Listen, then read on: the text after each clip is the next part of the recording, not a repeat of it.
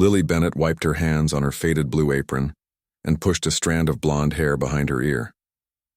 The morning rush at Sunrise Diner was in full swing. The small restaurant in Oakwood, Nebraska smelled of bacon, coffee, and maple syrup. Lily had been on her feet since 5:30 a.m., but her smile never faltered as she moved between tables with practiced ease. At 34, Lily's face showed the gentle lines of someone who smiled often despite life's hardships. 8 years of working double shifts at the diner had taught her to move quickly and efficiently. Her light brown eyes missed nothing: empty coffee cups, a customer looking around for ketchup, or a child about to spill orange juice. "Order up, Lily," called Pete, the cook who had worked the grill for over 20 years. His voice barely carried over the clatter of plates and the hum of customer conversations. "Coming." Lily balanced 3 plates along her arm, a skill she had mastered years ago. She delivered eggs and pancakes to a family of 4, refilled coffee for an elderly couple, and took an order from a group of local factory workers. All within minutes. Lily knew most customers by name. There was Mr. Johnson, who always wanted his toast barely warmed, Mrs. Pierce, who needed her coffee with exactly 2 ice cubes to cool it down, and the Henderson boys, who came in every Tuesday for chocolate chip pancakes before school. Sunrise Diner wasn't fancy, but it was the heart of the community. The bell above the door jingled as a new customer entered. Lily glanced up to see a man she didn't recognize. He was in his 60s with gray hair and wore a plain raincoat that was damp from the drizzle outside. Nothing about him stood out. He wasn't tall or short, fat or thin. He wore no expensive watch or fancy clothes. He carried a worn leather briefcase and chose the corner booth by the window, the one most people avoided because it was drafty. Lily finished serving her other tables before approaching him with a menu and a warm smile. "Good morning. Welcome to Sunrise Diner," she said. "Can I start you with some coffee?" The man looked up at her with kind blue eyes. "Just coffee and toast, please," he said in a quiet voice. Lily nodded, hiding any disappointment at the small order. A $4 bill wouldn't leave much of a tip, but she treated him with the same warmth she showed to her big tippers. "Coming right up," she said, and hurried to pour his coffee. What Lily didn't know was that this unassuming man was Gary Winters, founder of WinterTech Industries and worth $4.2 billion. 3 months ago, he had sold his company to a larger corporation and had since been traveling across America. He was trying to connect with ordinary people after decades of board meetings and luxury hotels. Gary observed the busy diner as he sipped his coffee. He noticed how Lily moved with purpose, never wasting a step. When an elderly couple at a nearby table struggled to cut their pancakes, Lily paused to help them, gently slicing the food into bite-sized pieces without making them feel helpless. When a young college student came up short on his bill, Lily quietly covered the difference from her own wallet. And when a mother with 3 noisy children knocked over a glass of milk, Lily cleaned it up without a hint of annoyance. This was Gary's 3rd visit to the Sunrise Diner, though he had sat in different sections on previous days. Each time, he had watched Lily.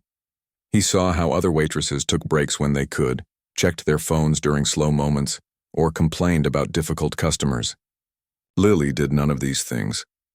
As the morning rush slowed, Lily returned to Gary's table. "Can I get you anything else, sir? More coffee, perhaps?" Gary nodded. "Please. And if you have a minute, I'd like to see a newspaper." "Of course." Lily refilled his cup and brought him the local paper that the diner kept for customers. She noticed his coffee had grown cold and brought a fresh cup without being asked. Through the window, Gary could see the rain coming down harder now. A young woman ran into the diner soaking wet. She wore scrubs and looked exhausted. "Oh, Nancy," Lily called out. "You poor thing, you're drenched." She grabbed a clean towel from behind the counter. The woman took the towel gratefully. "My car broke down 3 blocks away," she explained between shivers. "I'm already late for my shift at the hospital." Lily led her to a table near the heater. "Sit down. I'll get you some hot coffee. On the house." She glanced at the clock. "And don't worry about your shift. My friend Joe can give you a ride. He delivers to the hospital every day at noon. Nancy looked relieved. You're a lifesaver, Lily. Gary watched this exchange with interest. When Lily returned to check on him, he asked, You seem to know everyone here. Lily smiled. It's a small town. I've lived here all my life. She glanced around the diner with pride. These people are like family. You're very good at your job, Gary commented. Thank you, Lily said, looking genuinely pleased by the simple compliment. It's not brain surgery, but I try my best. An older waitress called from across the room. Lily, can you take table 6? My feet are killing me. Sure, Betty, Lily replied without hesitation, though Gary noticed she had been on her feet just as long. Throughout the morning, Gary observed as Lily handled a difficult customer who complained about his eggs, fixed the wobbly leg of a chair with a folded napkin, and helped a lost tourist with directions to the highway. All this while keeping coffee cups filled and food orders coming out hot. What impressed Gary most was Lily's genuine warmth. Her kindness wasn't an act put on for tips. She was the same with everyone, from the man in the expensive suit who left her a $20 tip to the scruffy teenager who could only afford a cup of coffee. When the lunch crowd began to arrive, Gary paid his bill. He left a $5 tip, generous for toast and coffee, but not so much that it would draw attention. As he put on his raincoat, he asked Betty, who was at the register. The waitress who served me. Lily, is it? Has she worked here long? Betty nodded. 8 years now. Hardest worker I've ever seen. Raises 2 kids all on her own since her husband took off. Still finds time to help everyone else with their problems. She shook her head in admiration. Don't know how she does it. Gary thanked her and stepped out into the rain. He opened his umbrella and walked slowly down the street, deep in thought. In his pocket was a small notebook where he had been keeping names. So far, there were only 3 names on his list, people who had shown exceptional character despite difficult circumstances. Now he added a 4th, Lily Bennett, Sunrise Diner, Oakwood, Nebraska. Inside the diner, Lily cleared Gary's table, noticing he had left his newspaper nearly folded. She had no idea that the quiet man in the corner had been watching her, or that he would return the next day. She had no way of knowing that this unassuming customer would soon change her life forever. As she carried plates to the kitchen, Lily's thoughts were on practical matters. Her son Kevin's doctor appointment for his asthma next week, her daughter Amy's math competition on Friday, and how she would stretch her tips to cover the electric bill that was higher than usual this month. Little did she know, Gary Winters was already making plans. He walked to the town's only hotel, took out his phone, and made a call to his foundation director. I've found another one, he said simply. Start the background check, full profile, and book me here for the rest of the week. Tomorrow, he would return to the diner. Tomorrow, he would learn more about Lily Bennett, the waitress who had no idea she was being observed by one of the richest men in America. The next morning dawned gray and cold in Oakwood. Lily woke before her alarm, as she did most days. She moved quietly through the small 2-bedroom apartment, careful not to wake her children. The kitchen light flickered as she turned it on. Another thing that needed fixing, she thought, adding it to her mental list of expenses. Lily made lunches for her kids, peanut butter sandwiches with the crusts cut off for Amy, and turkey with extra lettuce for Kevin. She tucked a note into each lunch bag with a small heart drawn at the bottom.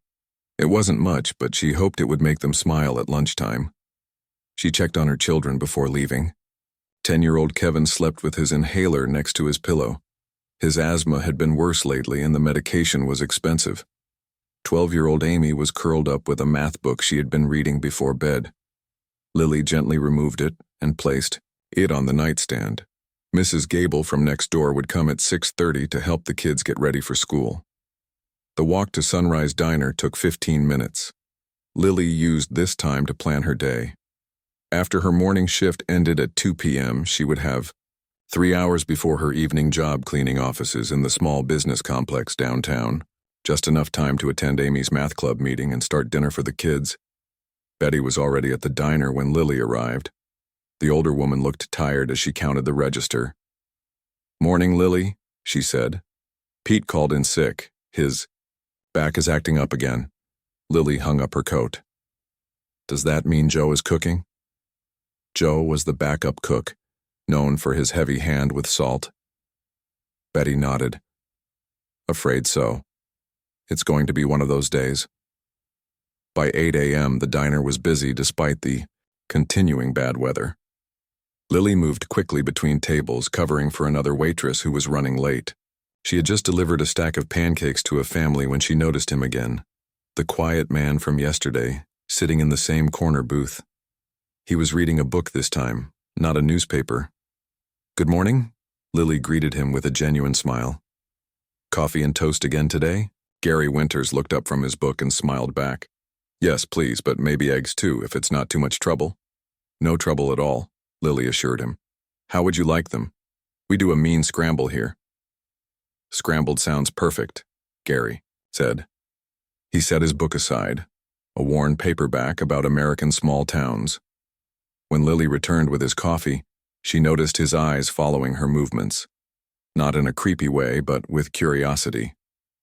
You're very busy this morning, he commented. Lily shrugged. Short-staffed today, but we'll manage, we always do. She poured his coffee with a steady hand. Are you staying in town long? A few days, Gary replied. I'm traveling through, seeing the country. Well, you picked an interesting time to visit Oakwood, Lily said. The spring festival starts this weekend. It's nothing fancy, but the whole town comes out for it. A crash from the kitchen interrupted their conversation. Lily excused herself and rushed to help. Joe had dropped a tray of glasses. She quickly grabbed a broom and helped clean up the mess, calming Joe, who was flustered and apologizing repeatedly. When Lily returned to Gary's table with his eggs, he asked, Do you enjoy working here? The question caught her off guard. Most customers didn't ask personal questions. They wanted their food, not conversation. But something about this man seemed genuinely interested. I do, she answered honestly. It's not what I dreamed of doing, but there's something nice about being part of people's routines, you know? Being the person who helps start their day right. Gary nodded. What did you dream of doing? Lily set down his plate. I wanted to be a nurse, actually. I was saving for nursing school when I got pregnant with Amy. Her smile didn't falter. Life had other plans. Your daughter's name is Amy? Gary asked. Yes, she's 12. And I have a son, Kevin. He's 10. Lily's face softened when she spoke of her children. Amy's brilliant with numbers. She got moved up to advanced math. And Kevin, he's the kindest soul you'll ever meet. They sound wonderful, Gary said. You must be proud. Every day, Lily agreed. Even when they drive me crazy. She laughed, a warm sound that made the corners of her eyes crinkle. Gary cut into his eggs. These are perfect, thank you. I'll tell Joe you said so. He needs the confidence boost today. Lily was about to move to another table when Gary spoke again. Is nursing school still something you think about? Lily paused. Sometimes. I've been taking one class per semester at the community college. At this rate, I'll have my degree when I'm 60. She said it with humor, not bitterness. But it's not so bad. The kids and I manage. On your own? Gary asked carefully. Their dad left when Kevin was 2, Lily said simply. No child support, no visits. It's just us 3. Before Gary could respond, a regular customer called for Lily. Duty calls, she said with a quick smile and moved away. Throughout the morning, Gary observed more of Lily's interactions. He saw her explain the menu to an elderly man who had forgotten his reading glasses. He watched her slip an extra piece of bacon onto a construction worker's plate, saying it was on the house, when the man looked surprised. When a young mother struggled with a fussy baby, Lily held the child so the woman could eat her breakfast while it was still hot. As the lunch crowd began to arrive, Gary paid his bill. This time he left a $10 tip, more generous, but still not enough to raise eyebrows. Will you be back tomorrow? Lily asked as she cleared his table. I believe I will, Gary replied. The food is good and the service is excellent. Lily smiled at the compliment. See you tomorrow, then. Maybe you'll try our pancakes next time. After Gary left, Lily found his book on the table. He had forgotten it in his departure. The title was American Heartland, The Soul of a Nation. She set it aside to return to him the next day. What Lily didn't know was that Gary Winters had not forgotten his book. He had left it intentionally, planning to use it as a conversation starter when he returned. He wanted to learn more about this remarkable woman who maintained such grace and kindness despite her challenges. Gary walked to the local library, where he had arranged to meet with his assistant Dan, who had flown in from New York that morning. Dan was waiting in a private study room with a laptop and several files. "What did you find?" Gary asked as he took a seat. Dan opened a file. Lily Bennett, 34, single mother of 2, works 3 jobs, morning shift at the diner, evening cleaning, job and weekend shifts at the grocery store during busy periods, high school valedictorian accepted to 3 nursing schools but never attended, no criminal record, excellent credit despite modest income, volunteers at the local homeless shelter twice a month. Gary nodded, unsurprised. The children? Amy is gifted, especially in mathematics. Her teachers say she could get a scholarship to any university if she continues on her current path. Kevin has asthma that requires regular medication. Medical bills are a significant expense for the family. And the father? Dan frowned. Jack Bennett. Left town 8 years ago, currently lives in Arizona, remarried, has 2 other children, has made no contact with Lily or the children since leaving. Gary was quiet for a moment, thinking. Then he asked, "How much does she need?" "For what exactly, sir?" "For everything," Gary replied. "Nursing school, a house in a good school district, medical care for the boy, college funds for both children, a comfortable life without 3 jobs." Dan did some quick calculations on his laptop. Approximately $250,000 would cover immediate needs and education. Another $500,000 properly invested would generate enough income to supplement a nurse's salary and provide for the children's future education. Gary nodded again. "Make the arrangements. The usual protocol. Anonymous donation through the foundation. And I want the house to be near the best schools in the county."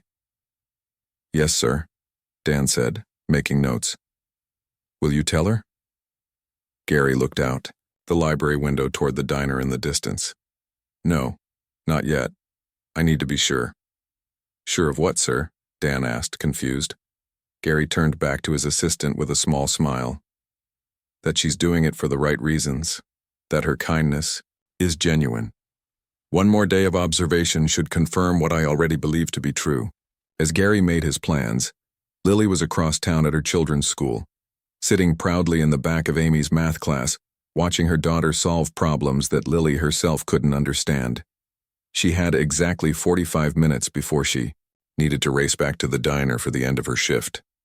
Her feet ached and she was running on 5 hours of sleep. But seeing the confident smile on Amy's face made it all worthwhile.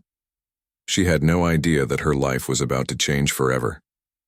On his 3rd day in Oakwood, Gary arrived at the Sunrise Diner earlier than usual. The morning sky was finally clear after days of rain. A few early customers sat at the counter, drinking coffee and reading newspapers. Gary took his regular corner, booth, and waited. Lily appeared from the kitchen carrying plates for another table. She spotted Gary and smiled, holding up one finger to indicate she would be with him in a minute. Gary noticed she looked more tired today. There were dark circles under her eyes, and her movements, while still efficient, seemed slower. "Good morning," Lily said when she reached his table. "I have your book." She pulled the paperback from her apron pocket. "You left it yesterday." "Thank you," Gary said, taking the book. "I was hoping you'd found it. It's one of my favorites." "I peeked at a few pages," Lily admitted. "It seems interesting. I don't get much time to read these days, but I used to love it." "Please, borrow it if you'd like," Gary offered. Lily shook her head. "That's kind, but I wouldn't have time to finish it before you leave town." She took out her order pad. "What can I get you today? Ready to try those pancakes?" "Pancakes sound perfect," Gary agreed. As Lily turned to go, he added, "And if you have a moment, I'd enjoy some company. The diner isn't too busy yet." Lily looked surprised but nodded. "Let me get your order in and I'll be back." When she returned with his coffee, Lily glanced around the diner. Seeing that her other tables were settled, she slid into the seat across from Gary. "I can spare a few minutes," she said. "Is this your first time in Nebraska?"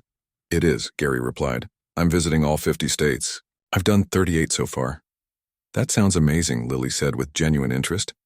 "I've only ever been to Nebraska and Iowa. My grandparents lived over the state line, so we visited them when I was a kid." "Have you always lived in Oakwood?" Gary asked. "Born and raised," Lily confirmed. "I had plans to leave after high school. I got a partial scholarship to nursing school in Chicago." A shadow crossed her face. "But my mom got sick my senior year. Cancer. I stayed to take care of her." "I'm sorry," Gary said quietly. Lily gave a small shrug. "Life happens. After she passed, I met Jack, my ex-husband. We got married young. Then came the kids." Her smile returned at the mention of her children. "No regrets there." "You mentioned you're still taking classes?" Gary prompted. "One class per semester," Lily nodded. "Basic requirements for now: science, math, English. At night, after the kids are in bed. Last semester I almost fell asleep during an exam." She laughed at the memory. Gary watched her face as she spoke. Despite her exhaustion and the hardships she described, there was no bitterness in her voice. "What keeps you going?" he asked. The question seemed to surprise Lily. She thought for a moment before answering. "The kids, mainly. I want them to see that you don't give up on dreams even when they take longer than planned." She checked her watch. "I should get back to work. Your pancakes will be ready soon." Throughout breakfast, Gary observed Lily with other customers. A group of rowdy teenagers came in, leaving a mess of syrup and wadded napkins. Lily cleaned up after them without complaint, even though they left a pitiful tip. When the cash register jammed, she calmly fixed it while the line of waiting customers grew impatient. As Gary was finishing his meal, a young man in dirty work clothes entered the diner. He looked upset and approached the counter where Lily was working. "Please, Lily," Gary overheard him say. "Just until Friday when I get paid. Sarah needs her medicine." Lily glanced around to make sure Betty wasn't watching, then reached into her pocket. "Here's $40, Nick. That should cover the prescription." She pressed the money into his hand. "Don't worry about paying me back right away. Make sure Sarah gets better first." The young man's eyes filled with tears. "I don't know what we'd do without you." "Hush," Lily said gently. "Anyone would do the same." But Gary knew that wasn't true. Not everyone would give away what was likely a significant portion of their daily earnings to help a neighbor. Not everyone showed such kindness without expecting anything in return. His decision was made. He paid his bill, leaving a normal tip so as not to draw attention. Before leaving, he approached Betty, who was working the register. "Excuse me," he said quietly. "I'd like to know where I might find a notary public in town, and perhaps a real estate agent." Betty looked surprised but gave him directions to both. "Planning to stay in Oakwood?" she asked curiously. "Just tying up some loose ends," Gary replied with a smile. That afternoon, while Lily was working her cleaning job, Gary met with his assistant Dan at the town's only law office. Frank Mills, the attorney and notary public, looked bewildered by the documents spread across his desk. "Let me understand this," Frank said slowly. "You want to anonymously donate $250,000 to Lily Bennett, plus purchase a house for her family, and set up educational trust for her children." "That's correct," Gary confirmed. "The money will come from my foundation. The paperwork is all in order." Frank adjusted his glasses. "Mr. Winters, while this is extremely generous, may I ask why? Lily is a fine person, certainly, but this is an extraordinary gift." Gary considered the question. "I've spent my life building a technology empire, Mr. Mills. I've made more money than anyone could spend in several lifetimes. Now I'm looking for people who deserve a chance. People who work hard, show kindness, and would do great things if only they had the opportunity." Dan handed Frank another document. "This is the deed to the house on Maple Street. We purchased it this morning. It's been transferred to the Winters Foundation and will be gifted to Ms. Bennett along with the financial donation. Frank whistled, softly. That's one of the nicest homes in town near the good school. Can everything be ready by tomorrow? Gary asked. Yes, but... Frank hesitated. This will be quite a shock for Lily. Perhaps I should prepare her somehow? Gary shook his head. The impact of unexpected kindness is part of the gift, Mr. Mills. I've seen too many people become cynical, expecting the worst from others. I want Lily and her children to experience the opposite, unexpected good fortune from a stranger who noticed her kindness. After the meeting, Gary walked through the small town, stopping at the house he had purchased. It was a modest two-story home with a small yard and a front porch. Nothing extravagant, but worlds away from Lily's cramped apartment. He imagined Amy and Kevin playing in the yard, having their own bedrooms, living without the constant stress of financial worry. The next morning, Gary checked out of his hotel. He had one last visit to make to the Sunrise Diner. Lily greeted him with her usual smile. If she was surprised to see him with his luggage, she didn't show it. "Leaving us already?" she asked. "My journey continues," Gary said. "But I wanted to thank you for your hospitality." "It's just my job," Lily said with a modest shrug. "No," Gary replied. "It's more than that. You've reminded me of something important, that kindness matters, especially when no one is watching." He handed her an envelope. "A small thank you. Please don't open it until later." Lily looked confused but took the envelope. "That's not necessary." "Please," Gary insisted gently. "It would mean a lot to me." After breakfast, Gary left a generous but not suspicious tip. As he paid his bill, he handed Betty a business card. "If Lily ever needs anything, please have her contact my office." The card was plain, with only his name and a phone number. "Alyar." "Make sure she gets it," Betty promised, still confused. Gary took one last look at Lily, who was busy serving other customers. She caught his eye and waved goodbye with a warm smile, having no idea that the quiet man in the corner booth had set in motion events that would transform her life forever. As Gary's car pulled away from Oakwood, Lily was called to the phone. It was her son's school. Kevin was having an asthma attack and his inhaler was empty. The new prescription would cost $75, money Lily didn't have after helping Nick yesterday. With tears in her eyes, Lily remembered the envelope. Hoping it might contain enough for a tip to cover the medicine, she opened it. Inside was a note that read, "The world needs more people like you. Your kindness has not gone unnoticed." Beneath the note was a check for $10,000, more money than Lily had ever seen at once. She gasped, sure there had been a mistake. As her hands trembled, the business card fell out. It read simply, "Gary Winters, Winters Foundation." Lily had no way of knowing that this was just the beginning. The quiet man from the corner booth had seen her true character and had decided she deserved a chance to fulfill her dreams. Lily stared at the check in her hands, unable to believe what she was seeing. $10,000. The amount was more than she earned in 3 months. Her first thought was that it must be a mistake. Her second thought was of Kevin. She quickly called the school back. "I'm on my way with his medication," she told the nurse. Betty gave her the rest of the day off when she explained the situation. At the pharmacy, Lily still felt like she was in a dream as she paid for Kevin's inhaler. The pharmacist, who knew her well, looked surprised when she didn't count out singles and change as usual. "Are you okay, Lily?" he asked. "You look like you've seen a ghost." "I'm fine," she said, trying to sound normal. "Just in a hurry to get to Kevin." After picking up her son from school, Lily sat on a park bench and tried to make sense of what had happened. Kevin was feeling better with his new inhaler, happily playing on the swings nearby. Who is Gary Winters? She wondered aloud. She had never heard the name before. The quiet man from the diner had seemed nice but ordinary. Certainly not someone who would give away thousands of dollars to a waitress he barely knew. That evening, after the children were asleep, Lily looked up Gary Winters and Winters Foundation on her old laptop. What she found made her gasp. Page after page of articles appeared about Gary Winters, the billionaire tech founder who had recently sold his company for a fortune. There were photos of him at charity events and business conferences. In most pictures, he wore expensive suits and was surrounded by important-looking people, but Lily recognized him immediately as her quiet customer in his simple clothes. "This can't be real," she whispered to herself. But the check in her hand and the business card with his name told her it was.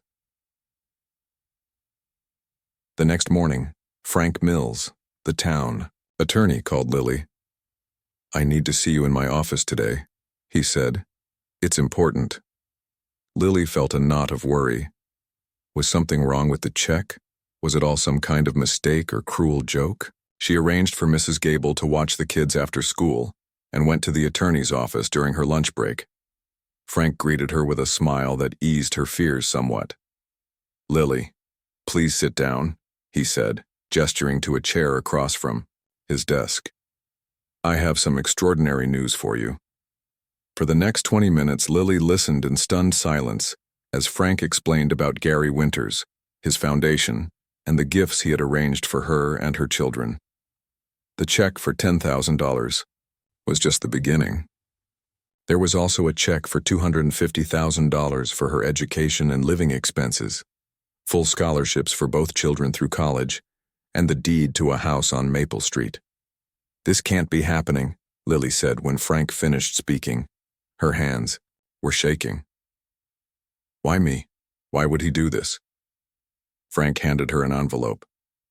"He left this for you. Said it would explain everything." Inside was a letter written in neat handwriting. "Dear Lily, by now Mr. Mills has explained the gifts from my foundation. You're probably wondering why I chose you. The answer is simple. I've been watching you. Not in a creepy way, I hope, but with admiration. In 3 days, I saw you help an elderly couple cut their food, cover a student's bill, calm a stressed mother, fix a chair, give your own money to someone in need, and work tirelessly without complaint, all while studying to better yourself and raising 2 wonderful children. I've made more money than I could ever spend. Now I'm traveling the country looking for special people who deserve a chance. People who show extraordinary kindness and work ethic despite facing difficult circumstances. People like you. The gifts come with no strings attached. Your nursing, education, a comfortable home for your family, and security for your children's future. These are yours now. My only request is that you continue being the person you already are. Wishing you and your children all the best, Gary Winters." Tears streamed down Lily's face as she finished reading. "I don't know what to say," she whispered. "You don't need to say anything," Frank said kindly. "But there are some papers to sign, and then we can go see your new house." The house on Maple Street was everything Lily had ever dreamed of for her family. It had 3 bedrooms, a modern kitchen, a small backyard with a maple tree, and was just 2 blocks from the best school in the county. As Frank showed her around, Lily kept touching things as if to make sure they were real. The smooth countertops, the soft carpet, the sturdy banister on the stairs. "When can we move in?" she asked, her voice barely above a whisper. "Today, if you want," Frank replied. "It's fully furnished and ready." Mr. Winters was very thorough. That evening, Lily brought Amy and Kevin to see their new home. Their reactions made all the day's emotions come flooding back. Amy screamed with delight when she saw her room, complete with a desk and bookshelf filled with math and science books. Kevin ran from room to room, marveling at the space after years in their cramped apartment. "Is this really ours, Mom?" Amy asked, her eyes wide. "How? Why?" Lily sat her children down in their new living room and tried to explain about Gary Winters and his unexpected kindness. She showed them his letter and told them about his foundation. "So he was like watching us? Like a spy?" Kevin asked, both confused and excited. "Not us, honey, just me at work," Lily explained. "He was looking for people who were kind and hard-working." "That's you all over," Amy said with pride. "You're the kindest person in Oakwood." The next day was Saturday. Instead of working her usual weekend shift at the grocery store, Lily spent the day moving their belongings from the apartment to the new house. Friends and neighbors, curious about the sudden change in fortune, came to help. By evening, they were settled in their new home. As Lily tucked the children into their new beds that night, A sense of peace washed over her. For the first time in years, she didn't have to worry about making rent or choosing between paying bills and buying school supplies. The constant weight of financial stress had been lifted from her shoulders. Sunday morning, Lily sat on her front porch with a cup of coffee, watching the sunrise. The neighborhood was quiet and peaceful. She thought about the diner and her co-workers. She would miss them, but with the gift from Gary Winters, she could finally focus on her nursing studies full-time. On Monday, Lily went to the diner one last time, not as a waitress, but as a customer. Betty and the other staff were shocked by her news but thrilled for her. "I knew there was something special about that man," Betty said, shaking her head in amazement. "He watched you for 3 days, you know. Said he was looking for someone." With a good heart, Joe the cook came out from the kitchen to hug her. "You deserve this, Lily, every bit of it." That afternoon, Lily visited the community college with a new sense of purpose. She met with an advisor to plan her accelerated nursing program.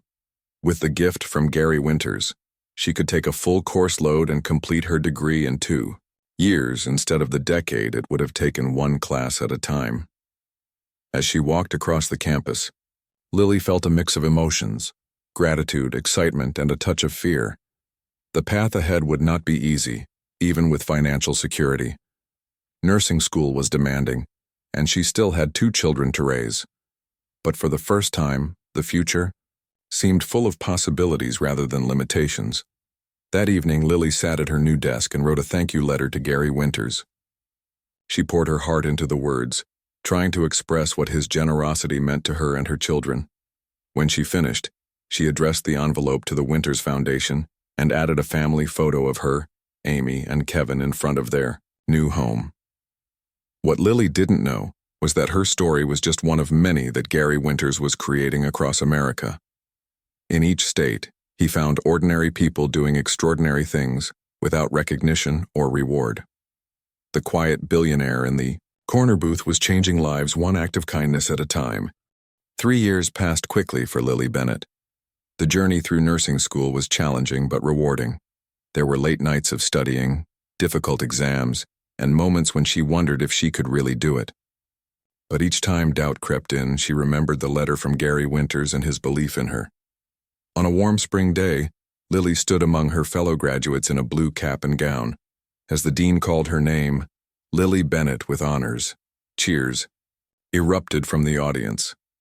Amy, now 15, and Kevin, 13, jumped to their feet, clapping and whistling. Beside them sat Betty from the diner, Joe the cook, and many of the regular customers who had become like family over the years. Lily's eyes filled with tears as she accepted her nursing degree. She had done it. The dream she had put on hold for so many years was finally a reality. As she returned to her seat, she glanced at the empty chair she had reserved, wondering if by some miracle Gary Winters might appear. She had sent him an invitation through his foundation but had received no response. After the ceremony, as friends and family gathered to take photos, a tall man in a dark suit approached Lily. "Ms. Bennett?" he asked. "I'm Dan Taylor, Mr. Winters' assistant. He sends his congratulations." He handed her an envelope. "He asked me to give you this." Lily thanked him, surprised, and touched that Gary had sent someone to her graduation.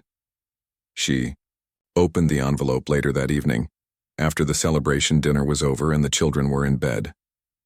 Inside was a handwritten note. "Dear Lily, congratulations on your achievement. I've followed your progress from afar and am not at all surprised by your success. Your determination and hard work have always been evident. I apologize for not attending your graduation in person. I prefer to remain in the background of the stories I help create. Your accomplishment today is yours alone, earned through your own merit and perseverance. I have one request. County Memorial Hospital has an opening for a new nurse.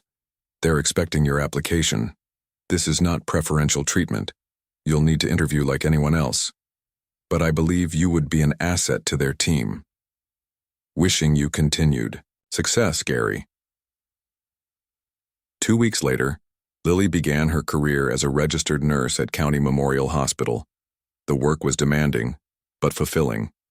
She treated each patient with the same kindness and attention she had shown to customers at the diner. Doctors and fellow nurses quickly came to respect her practical approach and gentle manner with patients. Life settled into a new routine. Amy excelled in school, joining math competitions and talking about college scholarships. Kevin's asthma improved with better medical care, and he discovered a talent for art. Their house on Maple Street became a warm, happy home filled with the sounds of laughter and the smell of home-cooked meals. 6 months into her nursing career, Lily was assigned to a new patient in the private wing of the hospital.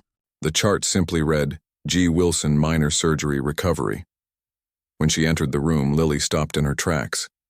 Despite the hospital gown and the 3 years that had passed, she immediately recognized Gary Winters. He smiled at her surprise. "Hello, Lily. Or should I say Nurse Bennett?" "Mr. Winters," Lily said, finding her voice.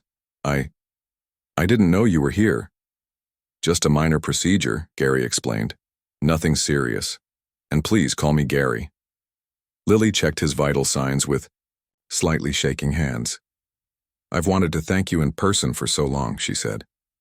The letter didn't seem enough. Gary shook his head. "No thanks necessary. You earned everything through your own merit. I just removed the obstacles." Over the next few days, as Lily cared for Gary, they talked about her life since his gift had changed everything. She told him about nursing school, her children's achievements, and their happiness in their new home. "And the diner?" Gary asked. "Do you miss it?" Lily smiled. "I still go there every Sunday for breakfast. Some of the regulars tease me about being too fancy for them now, but they're proud too." On Gary's last day in the hospital, he shared something with Lily. "You're not the only one, you know. There are others like you across the country. People with extraordinary character who just needed a chance." "Your foundation," Lily nodded. "I've read about it." "Yes, but there's more to it now," Gary said. "I'm creating a network, connecting all of you. People who understand the value of kindness and the importance of giving back." A week after Gary was discharged, Lily received an invitation to join the board of the Winters Foundation. The letter explained that Gary wanted people who had benefited from the foundation to help guide its future giving. Who better to recognize deserving recipients than someone who had once been in their shoes? Lily accepted the position. 4 times a year, she traveled to different cities for board meetings. She met others whose lives had been changed by Gary's generosity. A former homeless man who now ran a shelter, a teacher who had created an innovative program for at-risk youth, a mechanic who had started a free car repair service for low-income families. During her 2nd year on the board, Gary proposed a new initiative, a scholarship specifically for service workers pursuing healthcare careers. He asked Lily to lead the project, drawing on her unique perspective. The Sunrise Scholarship, Lily suggested as a name, a tribute to where her journey had begun. On the 5th anniversary of the day Gary first visited the diner, Lily returned to Sunrise for a special purpose. With Gary's permission, she had arranged for a small ceremony. The mayor, local press, and curious townspeople gathered as Lily unveiled a plaque beside the entrance. The birthplace of the Sunrise Scholarship Fund, where ordinary kindness led to extraordinary opportunity. That evening, Lily hosted a dinner at her home. Gary attended, meeting Amy and Kevin for the first time. Amy, now preparing for college, thanked him for making her mother's dreams possible. Kevin showed him artwork that had won state competitions. After dinner, Lily and Gary sat on the front porch watching the sunset. "Did you ever imagine this outcome when you walked into that diner?" Lily asked. Gary smiled. "I hope to change one life. I never expected that life to go on and change so many others." Through her work with the foundation, Lily had helped identify dozens of deserving recipients, hard-working people trapped by circumstance who needed just one person to believe in them. Each time a new scholarship was awarded, she remembered how it felt to open that first envelope and realize someone had noticed her efforts. The following Monday, Lily returned to her nursing duties at the hospital. As she checked on patients, administered medications, and offered comfort to those in pain, She carried with her the knowledge that kindness creates ripples that extend far beyond a single act. In the hospital cafeteria, she noticed a young woman cleaning tables with particular care and attention. Despite the mundane task, the woman smiled at patients and remembered their names. Lily watched her for several minutes, then took out her phone and made a note.